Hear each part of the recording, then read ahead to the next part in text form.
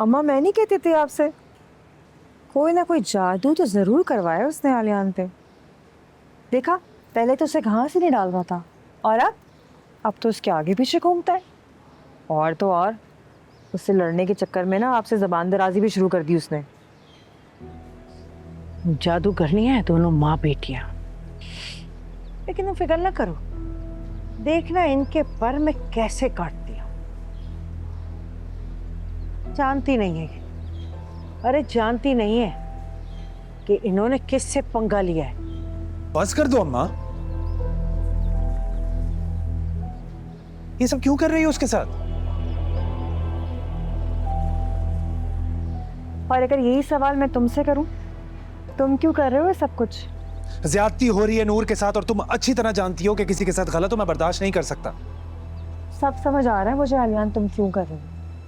उसकी नजरों में अच्छा बनने के लिए ना, मुझे और अम्मा को तुम नीचा दिखा रहे हो, बदनाम कर रहे हो। मगर कोई फायदा नहीं है, क्योंकि उसकी नजरों में तुम्हारी कोई अहमियत नहीं है और ना ही तुम उसकी नजरों में अहमियत के हामिल हो। जो मर्जी कर लो ना, तुम उसकी नजरों में जाहिल और उजट ही रहोगे। जिस तरह उसकी बड़ी बहन तुम्हें जाहिल समझ के छोड़ के चली गई, बिल्कुल वैसे ही। बस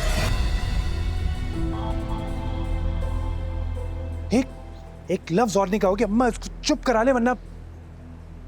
अम्मा, मैं क्यों चुप करूं? क्यों चुप करूं मैं? अरे उस कल की लड़की के लिए तुम अम्मा के सामने लड़ना शुरू हो गए हो। हमें नीचा दिखा रहे हो, बदनाम कर रहे हो, गलत साबित कर रहे हो। अम्मा चुप करा ले इसे। एक लफ्ज और बोला ना तो मुझसे बुरा कोई नहीं होगा। अरे ठीक ही तो कह रही है बहन, तुम ठहरे अनपढ़ जाहिल गंवार। पता नहीं मजबूरी में की हुई शादी को तुम क्या समझ बैठे हो। उसने भी ना मजबूरी में तुमसे ये रिश्ता कायम किया है, कोई मोहब्बत नहीं है उसे तुमसे, कोई दिल लगी नहीं है। खुशफहमी में ना रहना तुम। तो ये सब मुझे बताने का मकसद क्या है? यानी आप लोग नूर के साथ जो कुछ भी करें और मैं खामोश रहूं, ऐसा हरगिज नहीं होगा। बता देता हूं मैं।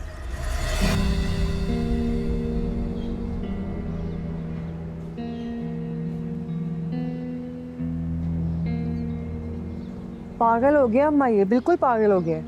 हाँ हाँ, देखती हूँ इसका पागलपन भी। उस चुड़ैल ने किया है ना, ठीक करती हूँ उसको मैं।